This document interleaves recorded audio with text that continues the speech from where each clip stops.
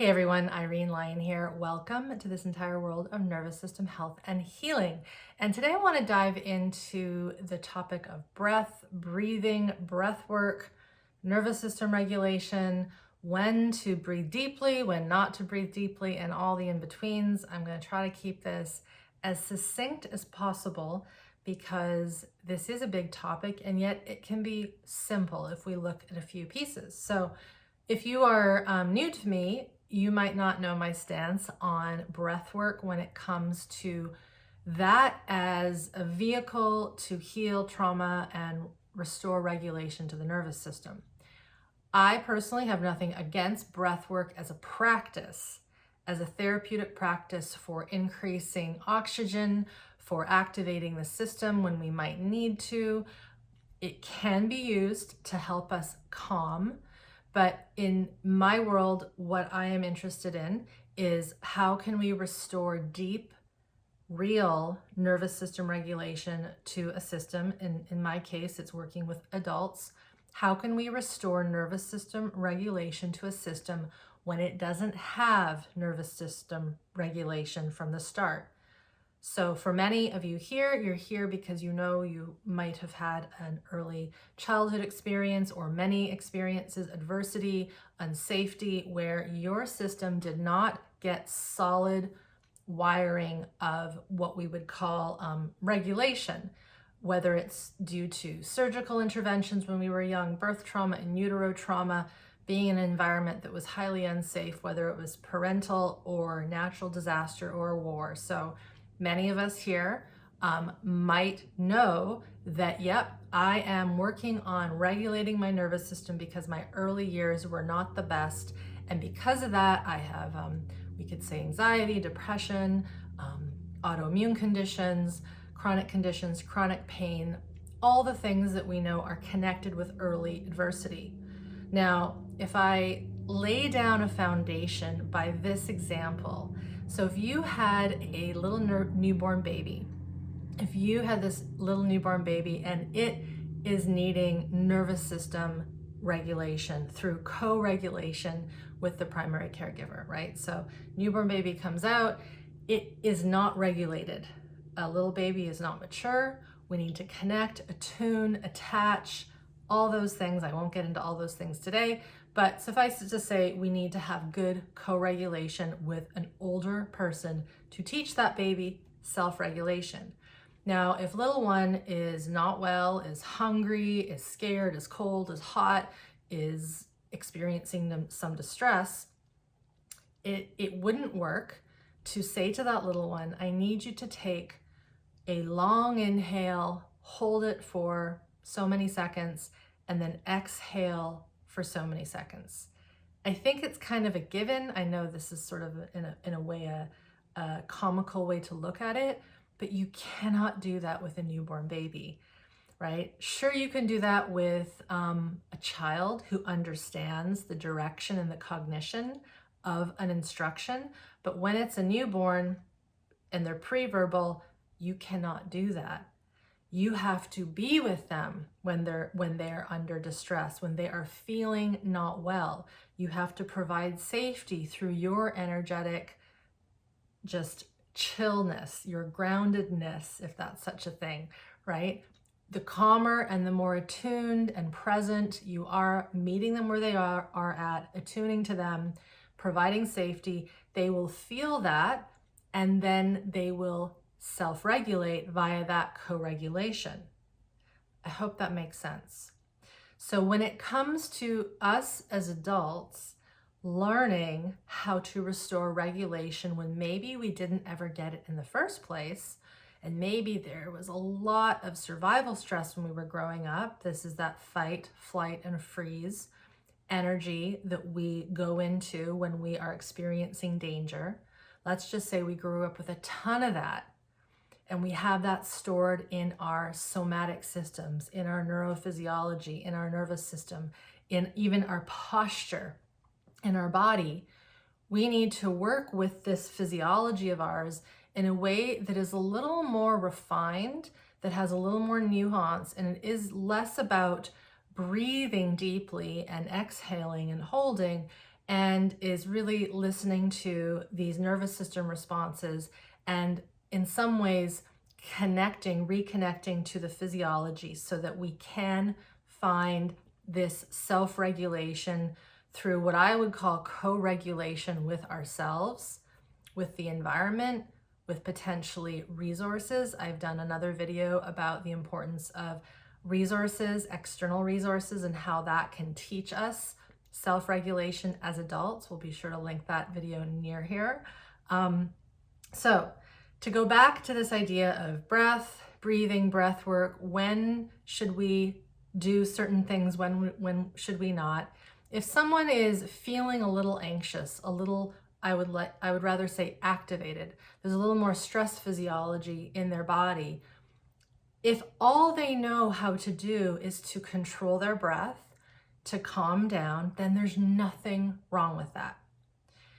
The thing that I am interested in and what my students learn is that if there is an anxiety, if there is this fight flight energy that's being felt, and there truly is no threat, this is old stuff coming up, you know that. Under that fight flight physiology, there could be a whole host of things. There could be a memory that is there that needs to be experienced and remembered to basically come on the other side of that intense memory, and it's wrapped in this survival physiology. And if we don't really sense and feel what's going on and we breathe through it and we calm ourselves through it, we might miss the opportunity to feel into the somatic connections to that memory. Under that fight flight, or what we would call anxiety, might be a body pain. There might be an old injury that's starting to bubble up, where if we try to breathe through it and really control our breathing, we are going to bypass that little niggle, that little trauma, that little somatic something, that sensation, that emotion, whatever it might be that really needs to be felt, experienced, sort of face on, like fully going into that intensity. Now, of course, if someone doesn't understand how to stay connected to self, how to process that intensity, and of course, this is what I teach and my colleagues teach, this ability to grow somatic capacity. I've done other videos on that, so I'll post those near here too. So if we don't have yet the skill set and the capacity to be with that big, big, big ball of old stuff, nothing wrong with breathing. I often say in, podcast episodes that I'm on, I'll say to someone when they're asking about breath, I'll say, well, if a parent needs to do some deep breaths so that they don't hit their kid or abuse their children, or pick any example, and if they know taking calming deep breaths or regulating their breathing or doing some breath work is going to make it such that they do not abuse their kid, then yes, breathe all day long and focus on the breath so that action doesn't happen, which then creates more trauma. But for the sake of relearning, for the sake of understanding why we are having these intense memories, these intense sensations, these intense somatic responses, we need to be able to notice, this intensity is coming up. I'm going to try being with it and staying grounded, connected to the here and now.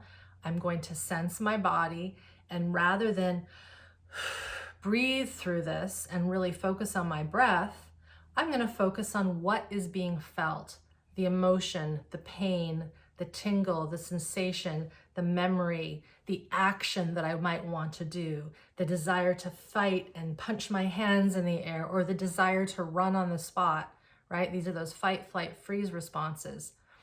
We want to tap into that discomfort and not breathe through it. Now, of course, you're going to keep breathing, right? But we want the breath to match what's happening and what's coming out. So I'm going to give you another example for this.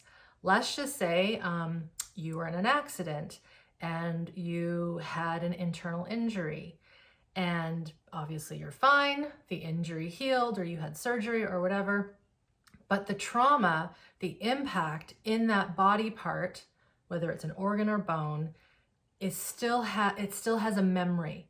It could be in the fascia, it could be in the organ, it could be in the bone, it could be in all sorts of things. And let's just say you are feeling something in that area and you're like, oh my goodness, I think this is that accident that is starting to bubble up because I'm doing all this learning about the physiology, the body, the nervous system. I have the intention, I want to heal. Whoa, this is coming up. Someone might find that they feel fear. Maybe they see that car coming towards them and they're like, whoa, that is exactly when, yep, I'm remembering. In those moments when we're about to be hit by something, get into an accident, often the breath halts. Our system might go into a bit of shock. There might be a bracing of the tissues. There might be a sense of, oh shit, I think I'm going to die. There's almost this, we could say, this near-death experience. So there's all sorts of things that can happen. What we want to do, and we start to have the capacity to be with these intense memories, is we want to notice how in those moments our breath, this is important, is actually going slower. Sometimes it can go fast, but if we're going into more of that freeze, shut down, functional freeze, whatever you want to call it, state, the breath is actually going to get really slow and quiet. Very, very low. And it's a protection mechanism. And so in that instance, let's just say I was working with someone and they're all of a sudden having one of these memories and they're feeling kind of this numbness come over them. The last thing I want to do is say to them, okay, I need you to start breathing really deeply to handle this intense trauma. I actually want them to lower and stay in that low respiration while still staying connected to the here and now. Here we are, it's this day, my name is this, you're here, we're here together. We're not in that accident anymore. So that's very important, right? We have to establish we are here, this is not the past. But if there is a green light to work on this trauma, in that moment, we actually want the breath to go really, really low. And then often what happens, and this is just sort of a generalization, they listen, they feel, and then boom, the impact is felt, the emotion is felt, the fear is felt, the surprise is felt, and then from there often is a spontaneous release of emotion, a shrieking, a screaming, a crying, a whatever it might be, all the things that humans do when something scary happens to them, and then they realize I might die. And we need to tap into that. We need to go to that, we could say, ground zero of the trauma event happening. Stay with it, stay tethered to the world around us. Here I am in my body, right? We don't want to dissociate from our body. That's another piece to this, which is why it's important to build somatic capacity to be in our system under intense things. In that moment, we then would feel all the things that bubble up, and then the breath might start to happen. If you've ever been with someone or you yourself and the tears come, and then there's kind of this hyperventilation, right? And then the more tears, and then there's this intensity, and then you be with it, you stay contained in your body, and then slowly that intense, in many ways, it looks like a breathwork session, but it's completely spontaneous. You are not telling yourself, breathe in, breathe out. It is just happening because the body is in that moment, in many ways, finding a reset. It's finding this new level of expression, we could say regulation. You wait, you let it come down, you feel, you orient, you sense. And then in most cases, I would say if you have an experience like that where you're letting stuff out, you want to take it easy. You want to have a bit of a rest. You want to process, integrate. So that is a example of how we might track our breath and notice our breath, but not mess with our breath, so that we can really renegotiate. This is a term that Peter Levine, founder of Somatic Experiencing, often uses. We want to renegotiate that old trauma response. We want to renegotiate it. Back in the past, we got stuck in that emotion, in that event, in that memory. The body shut down or the body stayed on hyper alert, whichever it might be. We want to renegotiate that, not by forcing our breath to do what we think it needs to do, but by noticing what it wants to do. What does our breath want to do to renegotiate this trauma, this survival stress, this emotion, this fear, this near-death experience? So, to wrap this back, breathing, breath work, breath, there is nothing wrong with the practice of breath work and breathing, right? You go into a nice warm bath, you just feel your breath. You might even do some breath exercises. People are big into that when they go into more cold exposure, feeling, staying connected. That is more so a therapeutic use of breath, as opposed to when we're working with regulating, teaching self-regulation to a person, an adult, and working with these old traumas, these old survival stresses. We really, really want to let the organic process unfold.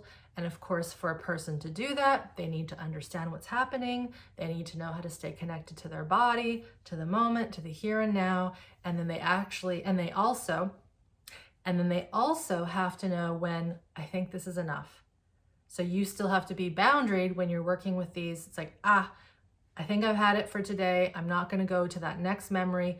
We're just going to stay here, and I'm going to integrate what we've just done, this little piece. This is that concept of titration, which I've talked about a lot. We'll link those videos near here as well.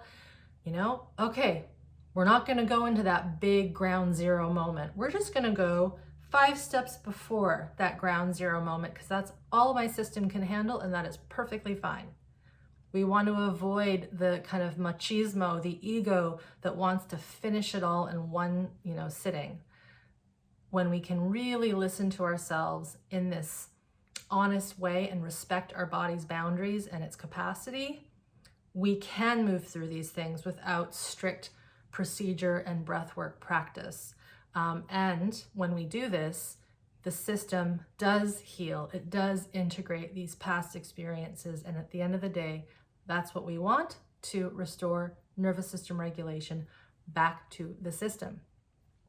That is all for today. I hope this has been helpful. I hope this has shed some light on breath work, breathing and breath, and where and when. So it's not, again, to be clear, nothing wrong with breath work. It's context. It's knowing when to use it and when not to use it.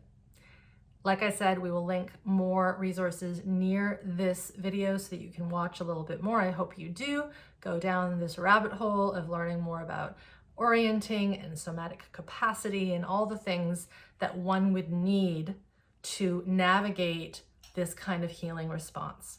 Thank you for being here, everybody, and we will see you next time. Hey, it's Irene. Quick note before you go. I want to make sure you know about my upcoming enrollment to my 12-week online curriculum called Smart Body, Smart Mind. I will say that one more time. Smart Body, Smart Mind. This is my online nervous system rewire and regulation program that my team and I have been running for many years. This will be the 13th time we have run this powerful online curriculum with people all around the world. So I want to make sure you know about the upcoming registration that will be mid-February for a short period of time, and we will start the live session end of February 2023. It's a 3-month curriculum, and it is life-changing. So if you would like to do the work with me, and this is exactly where we do the work, deeper theory, practices, teaching with me live, Q&A sessions with my expert colleagues, this is what you want to do. I want you to learn about it now so you have plenty of time to ask questions and make a non-survival based decision on joining this year. Somewhere near this video will be a link to that information page. Be sure to check that out and ask questions. If you have any questions, you can post one below this video or send us an email, support@irenelyon.com.